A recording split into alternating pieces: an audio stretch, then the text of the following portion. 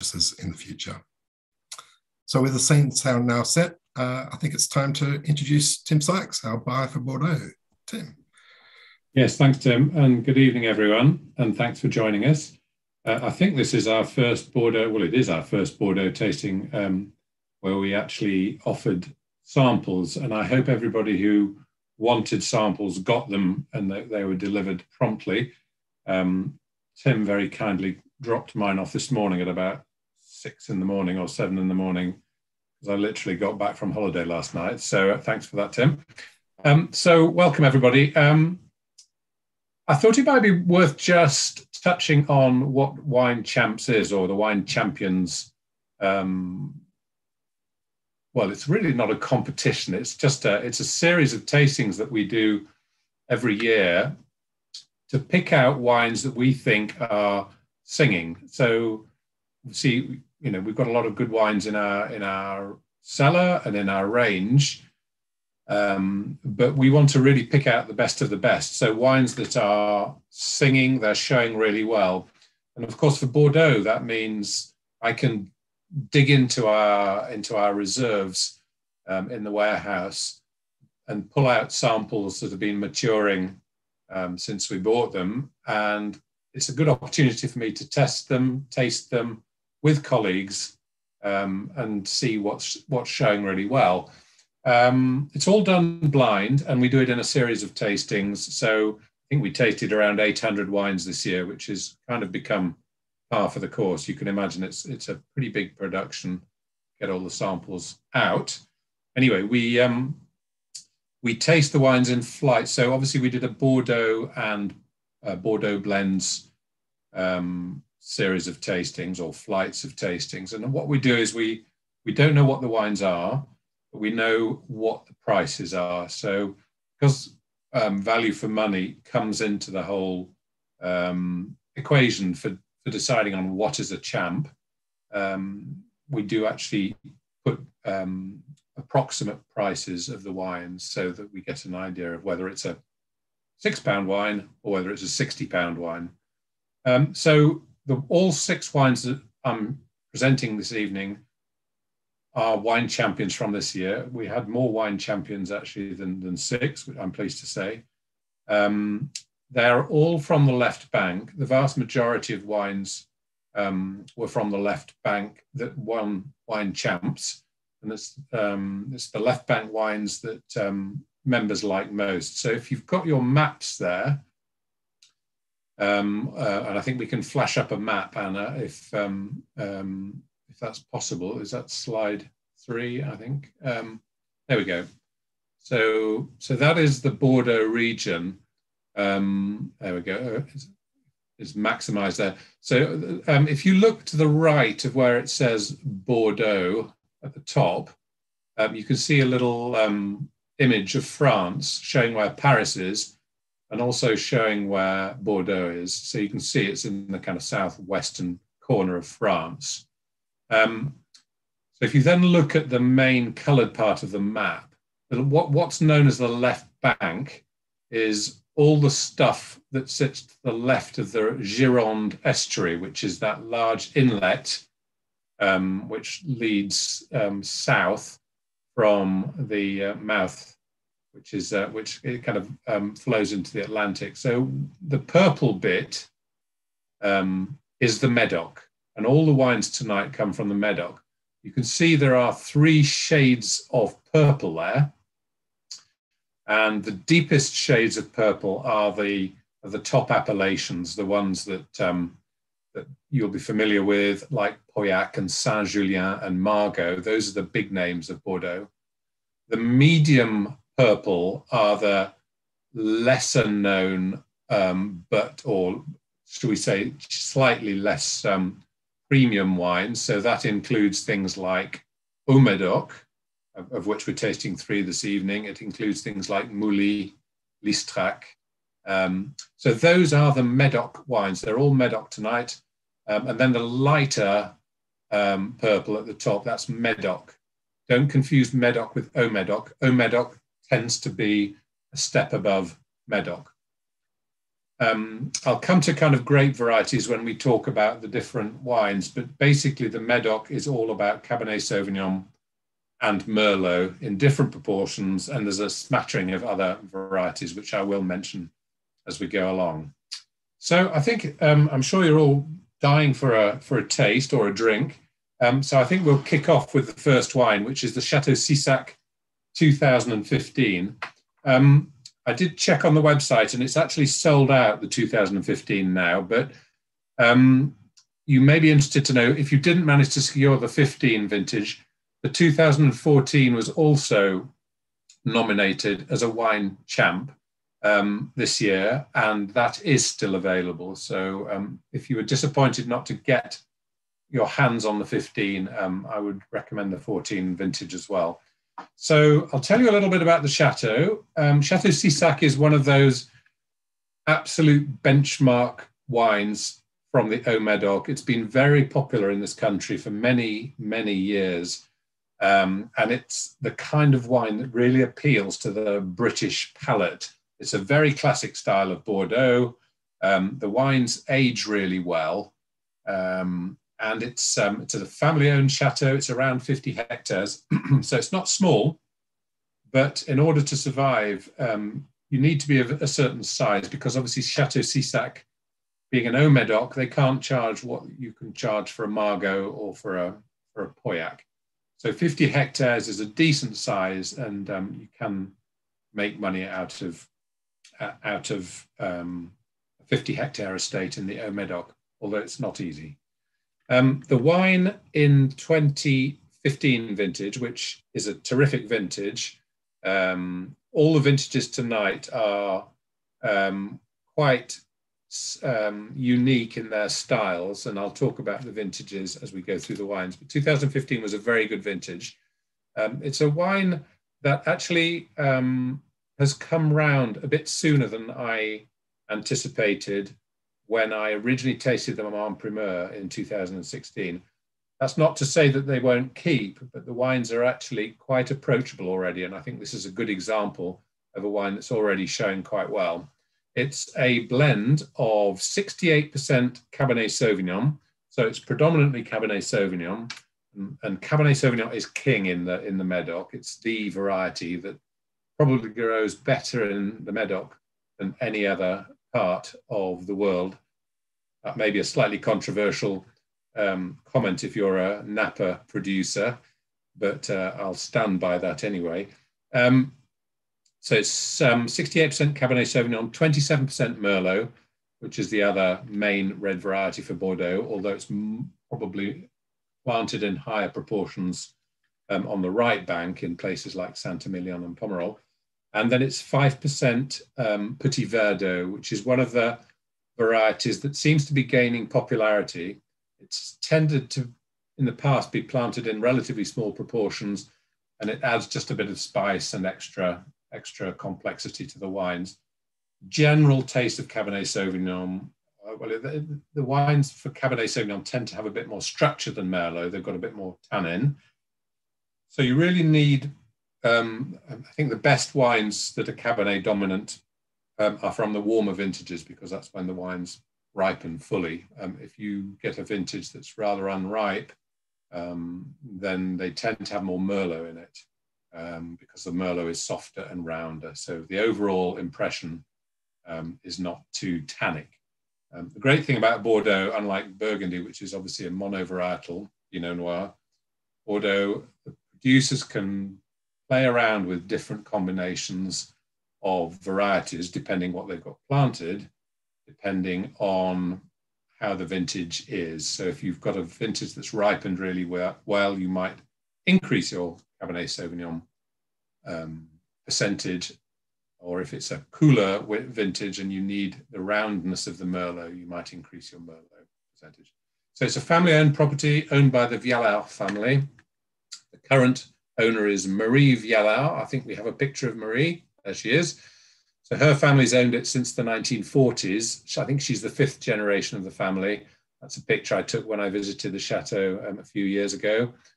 You can see the chateau behind her. It's not exactly one of the grandest chateaus in Bordeaux, but it's a very nice chateau. And I think Marie actually does live in the chateau. There are so many chateaus in the Medoc which are not inhabited, but I think Marie does actually live at the chateau, which is nice.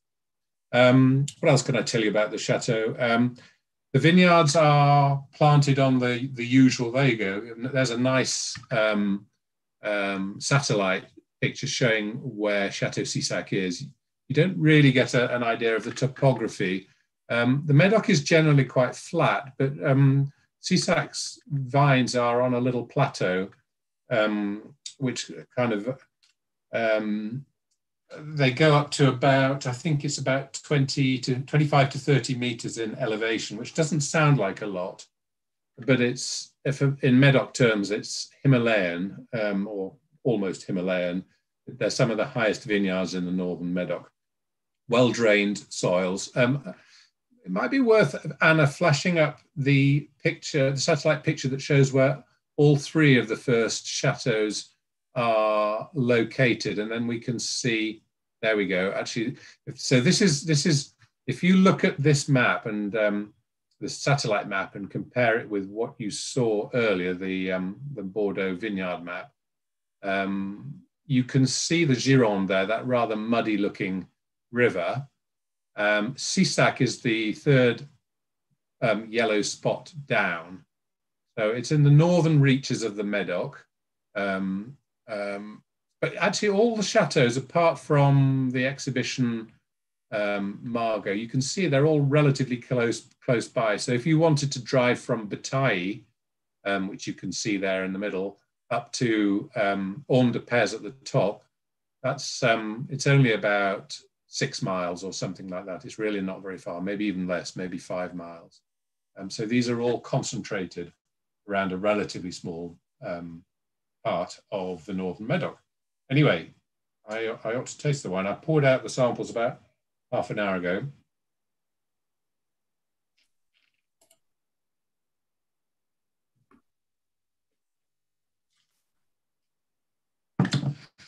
So the wine actually still tastes quite young. So for me, this is a wine that you can drink now, but actually I think it probably will continue to get better and better. The drink dates we put on are 2022 to 2030. So it's only just starting to come into its drinking window. If you are opening a bottle now, I would suggest decanting it just to aerate it, maybe for an hour before you consume it. But you can see our end date is 2030, so there's really no hurry to drink this wine. If you have a case, I'd squirrel it away for a little bit, because I think it can. It's got plenty of life left in it, and it will get better and better. Tim, you mentioned that the 15 was a vintage that was coming around earlier than you possibly expected. So we've had a couple of questions from members about that. And I'll just join them, I guess, a little bit and say, is that vintage specific, or is that a sign of things to come? And could we expect to see that happen more? It's vintage specific. All the drink dates that we set are when we taste the wines en primeur. So I go down to Bordeaux in the April after the vintage. So I'd have tasted this wine in April 2016. We taste barrel samples. We race around Bordeaux, visiting the chateaus, tasting barrel samples. And we try to fix the drink dates based on those tastings. And normally, through experience, one becomes quite adept at setting the drink dates, but you can be surprised by vintages. And 2015, we knew it was a really good vintage when we went down to Bordeaux and tasted it. But I have to say, I wasn't expecting, and some of the wines to come round or to start drinking as quickly as they have. I would say, actually, C Sac is not really ready for drinking. In an ideal world, I would keep it longer, as I said earlier. And that's maybe an exception to the drinking a bit earlier. But certain wines from Margot, it was a very good vintage in Margot commune. Some of the 15s are really singing at the moment. So it's horses for courses. And actually on the right bank, so in Saint-Emilion and Pomerol, there's some very nice 15s that are already starting to drink very well. Seems like, as you mentioned, a number of long-term fans of this wine and people that have been drinking it for decades. But with that slightly more approachable style, that is, you can now drink it earlier, it's probably coming across the board. Do you think that's more climate-based or methods in the winery? I think it's possibly a bit of both. I mean, you can in your winemaking process, you can produce wines to suit whether they're drunk younger or whether they're made to be drunk a little bit later. I would say that overall, winemakers are making wines to be approachable sooner. That doesn't mean that they don't last as long as they used to do, but it means that they just don't take as long to come round. Because a lot of people don't want to wait 10, 15 years before a wine is ready for drinking. And there are winemaking techniques and techniques in the vineyard for ripening grapes that allow you that flexibility to make wines that are a bit approachable sooner. C Sac was always traditionally a producer that made wines for the long haul and that needed quite a few years to come round. But I think since Marie Viala took over she took over about 2008, I think she took over. She's starting to make wines that are a little bit more approachable sooner. And I suppose if you're a producer that needs to sell your wines and needs your loyal customers to keep buying the wine and buy more wine, it's in your interest to actually make the wines more approachable. And I think that's what's happening. Wonderful. So if members have any comments, especially those that are tasting along with the packs, we'd love to see your thoughts on the wine. But with 6 wines to get through, we might. Yeah, I shall move on to the next one, Tim. Okay. Second wine is Chateau Charmai, which again is another Haut Médoc. You can see, there you go, £17 a bottle. This is a wine that we bought en primeur and it all sold out. And anyway, I went back to the chateau and I said, any chance of some more? And basically we bought all their remaining stock. And that's why we've actually listed this wine for a number of months.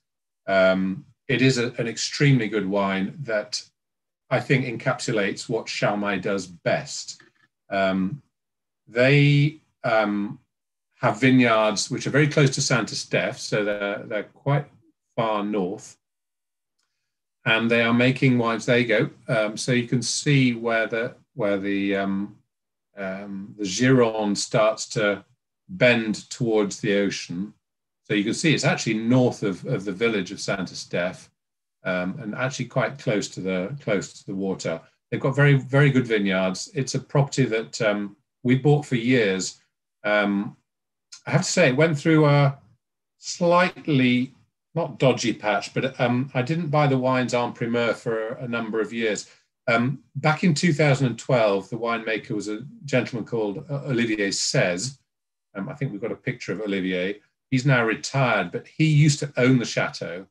And when he sold the chateau to an industrialist from further north called Bernard Delouin, Olivier was kept on to make the wines. And he was one of the most respected winemakers in the whole of the Médoc. And he, so very shrewdly, the new owner kept Olivier on. And the 2012 vintage was a vintage that Olivier made. And it's very much in the style of wine that he traditionally made. I think when Olivier retired, style of the wine changed, and I didn't buy Charmai for a number of years. But I'm pleased to say that the 2020, which is in our current en primeur offer, I'm offering. I liked it this year, and we are offering it. So it's in our current offer. So the wine there's more Merlot here. Saint Estèphe often has quite a high proportion of Merlot because there's quite a bit of clay soil, and clay soil and Merlot go together well. You get gravel and Cabernet Sauvignon, and you get clay and Merlot. They're quite good partners. So this is 49% Merlot, 33% Cabernet Sauvignon, 15% Cabernet Franc, which is the other Cabernet, which you see mainly on the right bank around Saint-Emilion, and to a lesser extent in Pomerol, and 3% Petit Verdot. Petit Verdot is a variety that I mentioned for the previous wine, for the C Sac. And you, as I said earlier, you generally get that in small proportions in left bank wines. This is the 2012. 2012 was a vintage that was quite classic in style. When the wines came out, the journalists were a bit sniffy about 2012. I think wrongly, and I think this is a perfect example of a mature 2012 that disproves the sniffy journalists who because it wasn't one of these ripe, high-octane vintages, it didn't appeal to all the markets and to all the journalists. But I think this is a style of wine that Wine Society members love. It's a proper cigar box leather, and this is, of course, mature now. This is absolutely at its peak.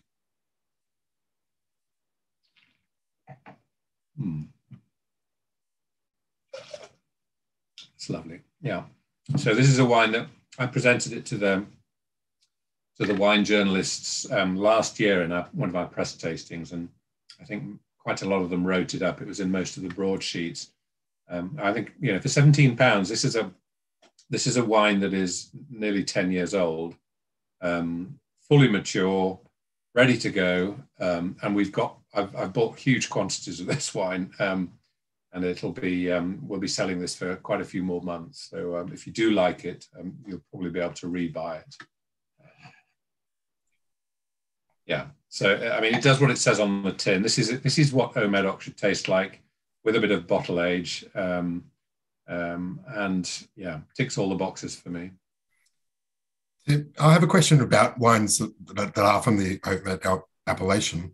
Do the wineries source grapes from near where they are, or do they tend to source them from the wider region, because it does cover a decent amount of region? It depends where your vineyards are. If you've got vineyards in the Haut Medoc, that's where you source your grapes from.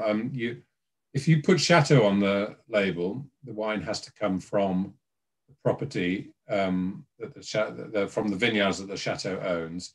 So everything here, including actually the exhibition Haut Medoc, which doesn't obviously say Chateau on the label, but it's all from vineyards owned by the producers or owned by the chateaus. I mean, the next wine we come to, interestingly, is a good example of chateau where they've got vineyards in Pauillac and also in the Haut Medoc. So in the when we come to it, Chateau Parabons is what they call the Haut Medoc, and La Fleur Parabons is what they call their Pauillac. But the estate, the kind of estate as a whole, has vineyards not just in Pauillac, but also in the Haut Medoc. I don't know if does that answer the question, Tim? Sorry, I didn't phrase it probably as well as I should have. I guess what I was meaning was, if they do own vineyards in Haut Medoc, are they just within one area, or are they like Burgundy, where they might be scattered and be kilometres apart? No, it depends. So somewhere like C Sac, actually Charmai is a good example. Charmai is one big vineyard mass. He doesn't have lots of little parcels here and there. Other producers, they'll have a parcel here and a parcel there and a parcel over there. And that's partly historical. It depends when the chateau was originally established.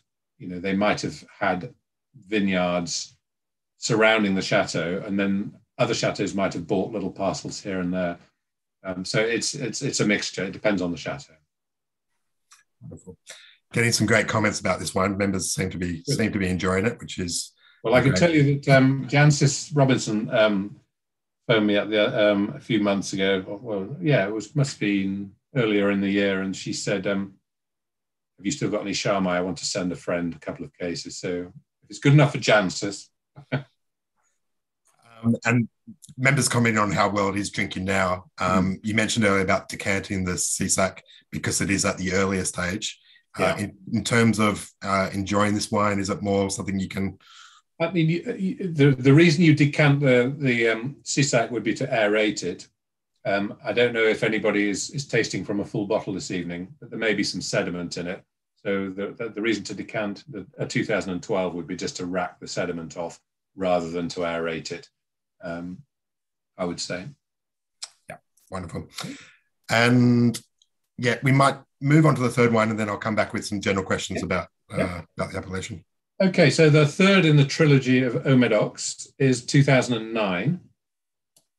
It's Chateau Parabons. So as I say, they own vineyards in Pauillac and in Haut-Medoc, and their Haut-Medoc's called Chateau Parabons. What I would also say is keep a lookout at Christmas. I have bought a huge parcel of 2010 Chateau, what's it called? The second wine of Parabons, Chateau Parabons, that's it, Chateau Parabons 2010, which we will be offering as our Christmas claret. It'll be under £15 from a great vintage, so keep a lookout for that. But the first wine is called Chateau Parabons, and this is it. This was our Christmas claret last year. 2009 is a really good vintage. It's ripe, it's round, it's appealing, and I would put that high up in my pecking order of recent or relatively recent vintages. Drinking well now. Again, the journalists, I showed this to them last year. They liked it very much. This is a blend of, well, let's be very specific, 71.5% Cabernet Sauvignon, 23% Merlot, and 3.5% Petit Verdot. So I hope that's specific enough for people who like to record the varieties. Made in the classic way, 14 months in barrel, 20% new oak. So I just think this is a very good example of a 2009 wine. 2009s have always been appealing from day one, from as soon as they were bottled, and they're still very appealing.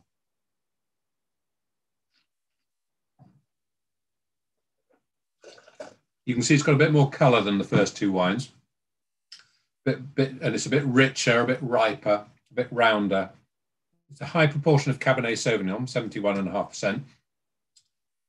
But it's a ripe vintage, and so the wine has, the Cabernet Sauvignon variety ripened readily. You can see the alcohol's a bit higher, and that's partly because it's a warmer vintage, so it's 14%, but I don't think it tastes overly alcoholic in any way. I think it's very well balanced. The tannins are nice and soft and round.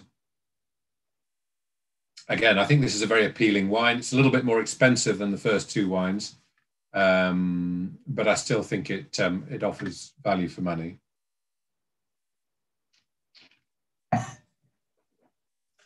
There you go. There's the chateau, and you can see the cellar on the left. Lovely. I mean, with a nice piece of steak or something, that would steak frites, that would go down very nicely, I think. I'm salivating at the prospect. So that's 2009. What else can I tell you about the property? It's a property we haven't bought en primeur, but I might consider it for the future. I mean, on the subject of en primeur, at the end of today's session, we're going to leave a few minutes if members have any questions about the 2020 Bordeaux en primeur offer, because our main offer, which is live at the moment, I think it closes on Tuesday lunchtime, the 10th. So if you are interested to buy any wines from the 2020 vintage and you have any questions, save them up for the end, and Tim will ask on your behalf. So back to the wines. Let's move on to the next step up, really. So the next three wines are from, you'll remember that I mentioned the more kind of premium appellations. So we've got a Margot, a Saint Estèphe, and a Pauillac.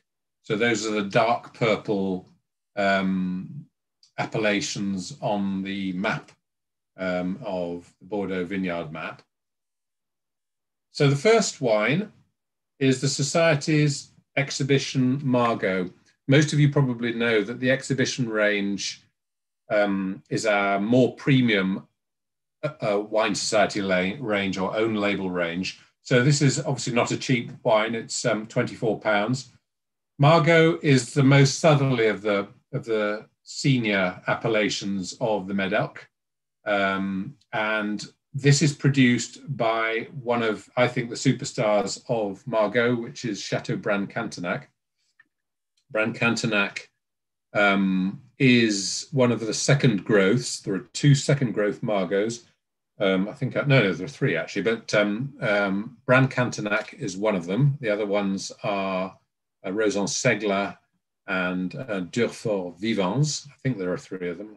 I'm sure somebody will correct me if I'm wrong. I can't think off the other top of my head, but so it's right up there as being one of the top chateaus. And I think they're making some of the best Margots that you can buy.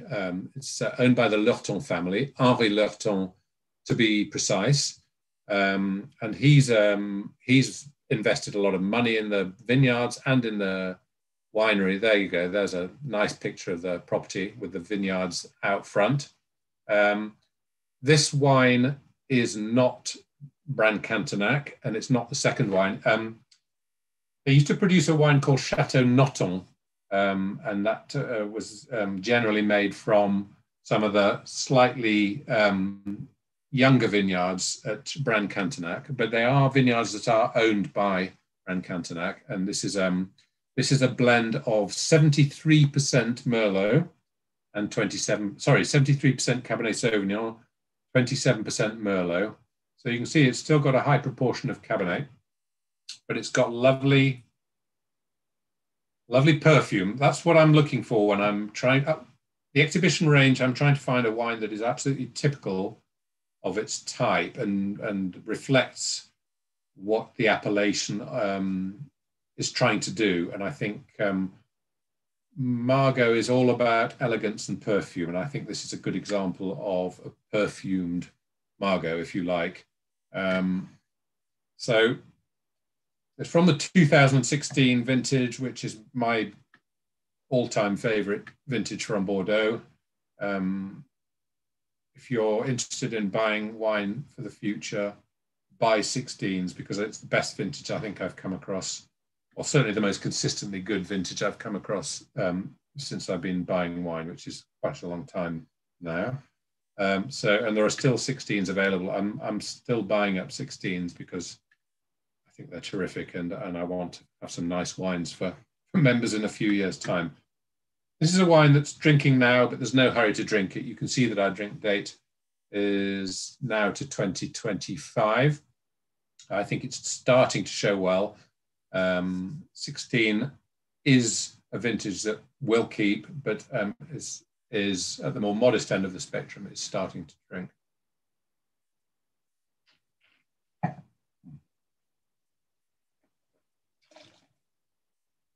Oh, yeah, it's absolutely lovely. Terrific. And I think you can see the step up in quality here. This is really classy for me. It's a chateau that I really feel strongly produces good wines. And we buy the Grand Vin, the Chateau Cantenac. We buy Baron de Bran, and we've got the Baron de Bran 2020 in our current en primeur offer, and it's lovely. But this is their kind of next level down, if you like, and I think it's terrific. Sorry, you had a question, Tim. Oh, there were some comments just about the nose of this wine and how pleasing it was with hedgerow blackberries, but also one comment about it being achingly young. It is young, yes. I mean, I would love to still be selling the 15, but it's been very popular. So what I'm trying to do is bump up my purchases of more recent vintages so that we can stay a bit longer. I mean, we are selling more and more of this wine, and because there's a long lead time, I bought this wine 3 years ago, maybe 4 years ago. If there's a big spike in demand, you can't react to that very quickly. So, I could maybe not offer the wine at all, but I think I'd get more complaints if we didn't offer the wine at all than if we offer it slightly younger than I'd like. So that's the reason. So it's always the trade-off. Commerce does come into it at some point. Yeah. It has a relatively short drinking window, though, 2025. Is that because you think the freshness is the key to the wine, or could it actually I think go it's probably conservative. It's a conservative drink window, but there's definitely another 4 years in the tank, probably more than that. But I would imagine it'll probably keep well into the mid-20s. But we've set a drink date of 2020. I think I set that date 2025 when I originally tasted it. But there's no hurry to drink this wine. I think patience will be rewarded if you hang on to it for 2 or 3 more years. Yeah. Certainly, yeah. I found it enchanting jumping out of the glass. So, looking forward to seeing how that develops. If you haven't already, I do recommend pouring the last 2 wines. But I think possibly time to move on. Okay, so now we're changing register here. So we've gone quite a bit further north. Perhaps we can just show. There we go. So that's the wine. So Orme de Pez is in Saint Estèphe. So Saint Estèphe tends to make the most structured and firm of the wines from the Médoc. And we've already talked about the 2012 vintage being quite a classic vintage. So it's not the ripest vintage. So I think this is a good example of a Saint Estèphe. It's a property that's owned by the Caz family, and I'm sure many of you will be familiar with Chateau Lynch-Bages or Lynch-Bages, the Pauillac, and the Caz family, Jean-Charles being the current generation of Cazes. They own Chateau Orme de Pez and have done since the 1940s, actually, and they've invested quite heavily there in the vineyards and in the winery, particularly back in the 80s and 90s. And now you can see the fruits of their labours. Yeah, there's the chateau. 37 hectares. This is a blend of 46% Cabernet Sauvignon, 44% Merlot, 8% Cabernet Franc, and 2% Petit Verdot. I hope that makes 100%. I think it does. Aged for 14 months in oak, of which about half is new. So they replace half the barrels each year. It's a wine that I buy most years en primeur. We're offering the 2020 vintage at the moment. I think this is just a good example of a Saint Estèphe from a classic vintage. So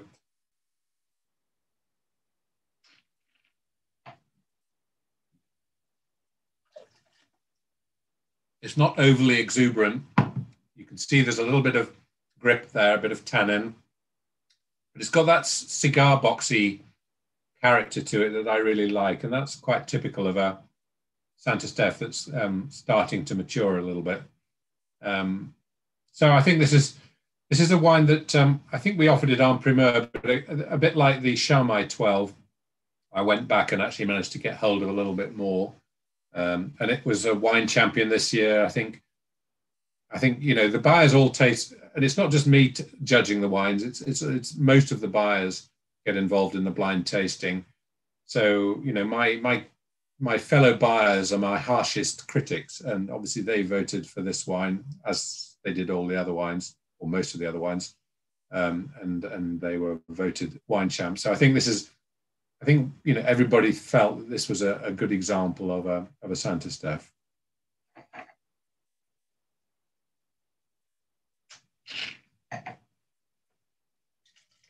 Our drink dates to 28, and that feels about right to me. Again, there's no hurry to drink this because there is a little bit of tannin there, and that will soften a little bit in the coming years.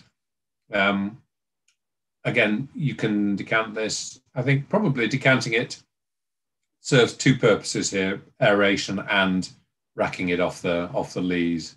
So I think that's a pretty benchmark Saint-Estèphe. And obviously, as a buyer, this is what I'm looking for, to try and offer wines that are representative of the style that you should expect from the different appellations.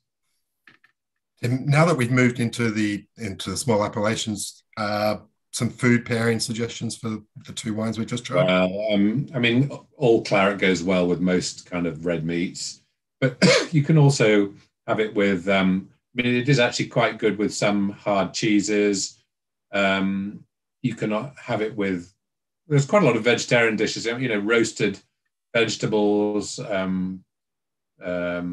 vegetable lasagna, vegetarian lasagna would be nice.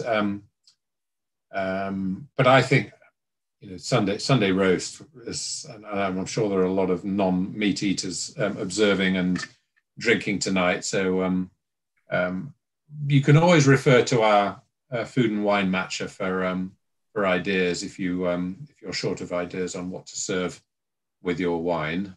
But I would say, if you like your Sunday roast, this is the classic combo is, yes, your roast beef and Yorkshire pudding with a good claret with a bit of bottle age. So that would certainly fit the bill for me. We're still having a number of questions come through on decanting wines. So when you said that for this wine you're decanting partly for the sediment, but partly just to let the wine breathe, how long would you therefore leave it in the decanter for? Oh, you can.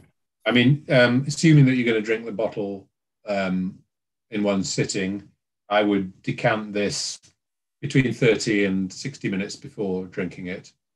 It all depends on the wine. The older the wine, the shorter it should be in a decanter. And if it's a really old bottle, assuming the sediment, you want to rack it off the sediment and drink it immediately, because really old wines start to dry up quite quickly. So it's, in a way, it's best to let the wine develop in the glass than in a decanter sometimes, and risk for a really old wine, the wine starting to dry out, because it's very disappointing if the first glass is the best and then it tastes less good each glass. What you really want is for the last glass to taste best. So don't decant too early if it's an old wine. The advice we have in the tasting team is you can always take it forward with a double decant or give it a little bit more, but you can't take it back. So exactly. Always err on the side of caution. Like sticking salt in food, yeah. Yeah. Alrighty, we've got a number of questions which we'll be able to come through to at the end, but shall we finish off with the... Okay, well, let's finish off with what is, by some distance, the most expensive of these wines. I would love to lay claim to having bought this wine, but actually, it was not my predecessor, Joe Locke, but it was my predecessor's predecessor, Sebastian Payne, who bought this wine. He was still buying Bordeaux, I think, back in 2011. Apologies to Joe if that's not the case, but I think Sebastian bought this.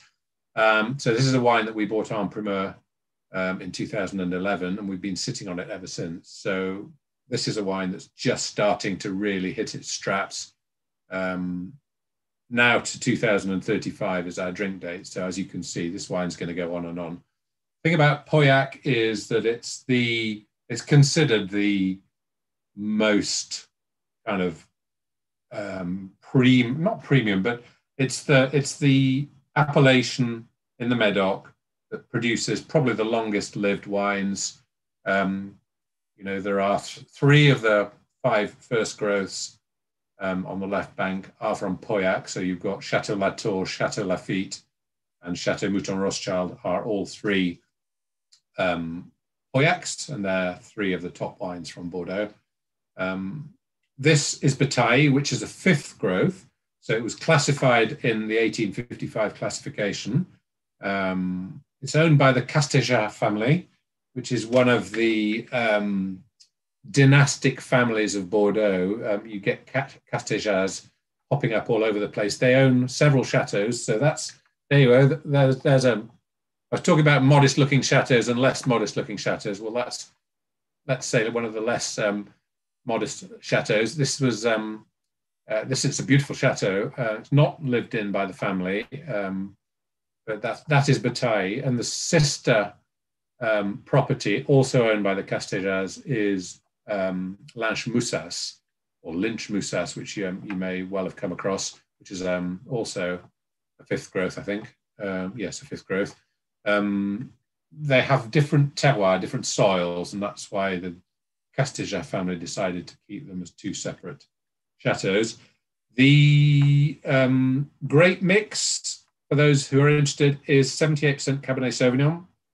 So obviously a high proportion of Cabernet being a Pauillac, 19% Merlot, 1% Cabernet Franc, 2% Petit Verdot.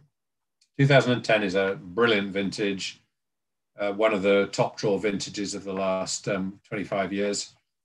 No hurry to drink this wine, as I say. We've got a long drink date on it. It's just started to hit its straps, and so I decided to stick it into Wine Champs to see how it performed, and it performed well. People picked it out, so I think it's good to end on a high note.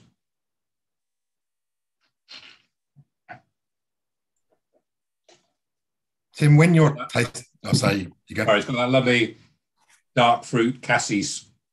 Bataille produces quite muscular wines. I would say this is a muscular wine. Got a lot of structure, but it's very much, again, benchmark of its type. I think it's this is proper Pauillac. This is what you expect. They call it the iron fist in a velvet glove. This has certainly got the iron fist. Cheers. I was going to ask, when you're tasting these wines in the blind tasting with the Wine Champions tasting, you mentioned that you know the price, but you don't know anything more than that. So it could be a Californian Cabernet at a similar price level. How are you finding it easier and easier to distinguish between Bordeaux and other alternative regions, or is it getting harder and harder? Well, I suppose they do still have very distinct character. I mean, I've been caught out before. Somebody served me a wine called Dominus blind, which Dominus is owned by the Moix family, who are Bordelais, but it's in Napa, and very good vineyards in Napa. So it's made in a Bordeaux style, and I've been fooled by that wine on more than one occasion, because it does taste quite French, quite Bordelais.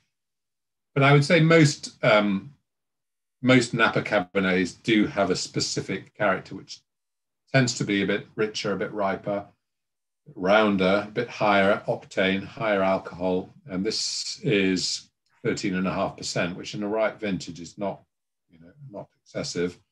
A lot of Napa Cabernets are 14.5 plus, often 15.5. So, I mean, I think there are Cabernets from other parts of the world that are more difficult to identify. But I think Bordeaux does have that very kind of savoury character to it, which other regions tend not to produce. There's some very good Australian Cabernets from, for example, from Coonawarra and from other parts of Australia, as well, Tim, being an Aussie wine fan, from Margaret River and stuff.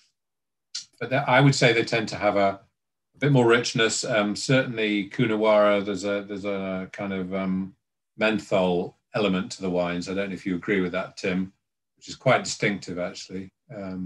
So I would say Bordeaux is still distinctive, although with climate the way it is and with warmer vintages, maybe those edges are being blurred slightly.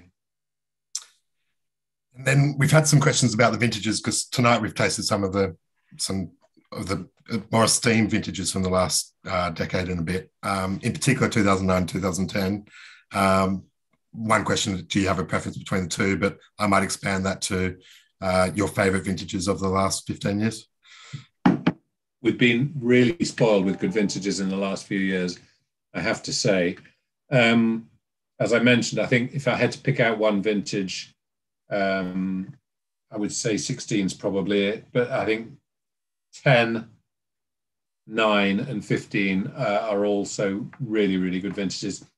Every year, although not this year, unfortunately, every year I get invited to join a series of blind tastings of a particular vintage, and it's the kind of buyers from Justerini and Brooks and Far Vintners and There's somebody there from Berry Brothers and somebody there from Corney and Barrow. And we taste blind like 250 wines from a particular vintage. And what we do at the end of the 2.5 days of tasting, it's all done blind, a bit like in Wine Champs, is everybody has to write down their ranking of the top 10 vintages of the last 10 years. And, you know, over maybe it's the last 15 years, I can't remember, but I think 16 and 10 and 9 and actually 15 all vie with for the top spot. But I think they're the top 4 probably. But I actually really like some of the less good or less highly rated vintages because I think they're more classic. So 12 would be a very good example of that.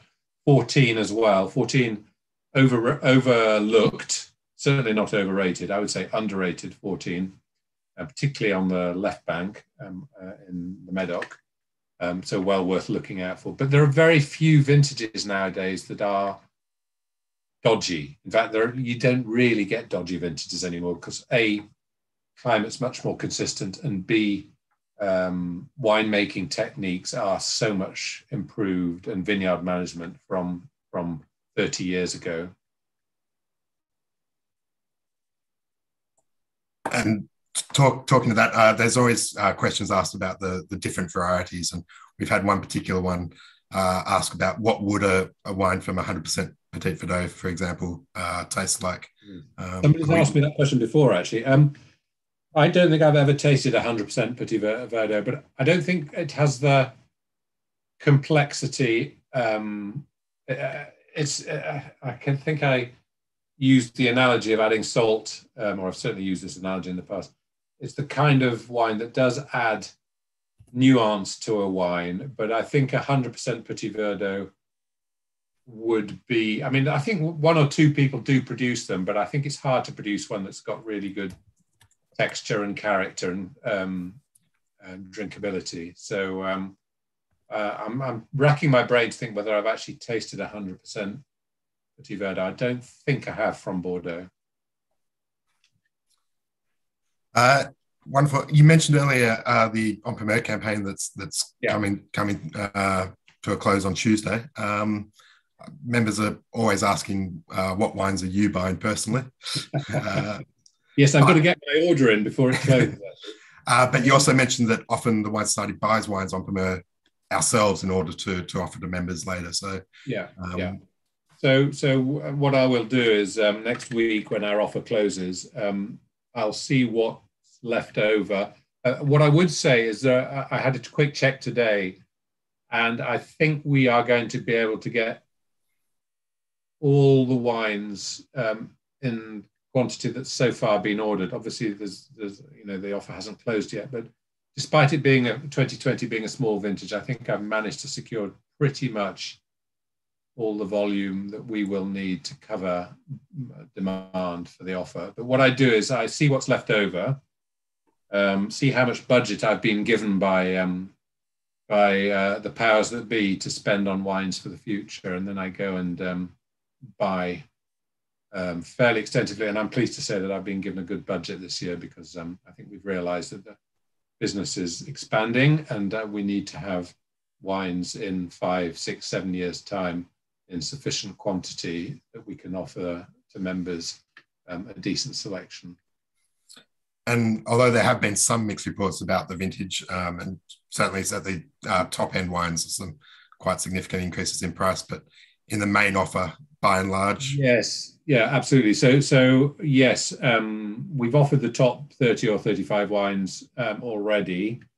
Some of those were sensible on pricing, but what happens generally, it's a small vintage, so people are thinking, well, I've got to put my price up. It is a very good vintage. I would say, it's the third really good vintage in a row. I think 18, 19, and 20 are all super vintages. They're all very different in style. But what tends to happen is that the people who release the wines earlier on in the campaign are sensible. And as the campaign goes along, the price rises, get more and more unreasonable, if you like. So certain wines were, I think, on the upper level of what is fair, but ultimately the quality of the vintage is good. So whatever you buy at whatever price, I think you can be confident that the wines will end up being really good. And certainly 2020 vintage is across the board is very good. We're offering a few mixed cases this year, including an Au Medoc mixed case. You've tasted quite a few. Well, you've tasted 3 this evening. For those who've got the wines in front of them. I actually thought Au Medoc produced some really, really good wines this year. Beaumont, which is our best-selling wine from the Au Medoc, it's our best-selling en primeur wine. That was super this year, and I bought huge quantities to cover member demand, and hopefully we'll be able to offer a bit more in future, depending on how much we sell in the offer. Angleday is very good this year. That's another member favourite. I'll tell you what's really, really good. Cantamel. Cantamel is very good value and is lovely. We've got an image of the chateau on the front cover. That's lovely. La Pointe, if you like Pomerol. What else is good? Grand Corban d'Espagne in Saint-Emilion's lovely. Baron de Bran, I mentioned earlier, the second wine of Bran Cantenac. There's another wine that we do, which is an exclusive to the Wine Society, which is the second wine of Rosan Segler. I think we're the only company that offers Segler en primeur. So if you're interested in 2020, Segler, the second wine of Rosan Segler, Margot, that's lovely this year as well. So lots to get excited about. I try to be as honest as I can in the tasting notes that I write, but you can always search online at what the wine journalists have said about particular wines if you like to get another opinion. Now, I should just note, we're getting a lot of questions about individual specific wines. Unfortunately, we don't have time to go through each individual one, but hopefully that's given you a bit of a flavour. I know for me, it's a birth vintage, so I'm going to have to stock up. So yeah, thank you for your insight there. Just before we do close, we're just going to put up a poll asking for your champion wine of the night. As Tim mentioned, that is taking value into consideration. So which wine, if you were tasting all 6, really wowed you and you'd be most happy to be parting money with for. But yeah, would love to get your feedback on those. And the other thing I just want to finish on is a bit of a shout out to one of my colleagues, Gil, who is assisting with us tonight, who was also incredibly pivotal to the Wine Champions tasting this year, being the new COVID secure environment. It had to be done differently, and Gil was took responsibility for all the preparing and pouring of the wines for the buyers. But today also Gil received his WSET diploma results, and I'm delighted to say that he passed with merit. So congratulations, Gil. Well done, Gil, and thank you. Yes, I was going to mention Gil in dispatches at the end because 800 wines that Gil and Catherine had to open and pour because we had to for Wine Champs this year. The buyers were all sat behind perspex screens. You can probably make it out in the background of the photo there. And Gil, yes, and Catherine did a sterling job pouring out the wines to the buyers. And I'm sure we were a real pain to work with, but thank you to you both. I think there was good preparation for his exam, and obviously the blind tasting worked well. So yeah, Catherine and Gil did a sterling job. And whilst we aren't able to get around the country hosting events for members, we've been keeping busy doing what we can around the society. And thanks to both of those for that. Do we have results from the poll? Yes, we do, coming up. A very even split by the looks of it, but it's the exhibition wine coming out on top. So certainly I think taking value into consideration there, but lovely to see all wines get a number of votes. And yeah, after that first one, it's a pretty even split. So always good to see. Right. Wonderful. So Tim, thank you so much for your time and your insights and expertise on the wines. Thank you to everyone who joined us, especially those who purchased the packs. Would love to get your feedback on those. we're planning on continuing to do them, but we're tinkering with what we include and how we do them. So yeah, we'd love to get your feedback on the whole process. But I think that's it for tonight. So thank you very much. Cheers, everybody. Have a good evening. Thank you.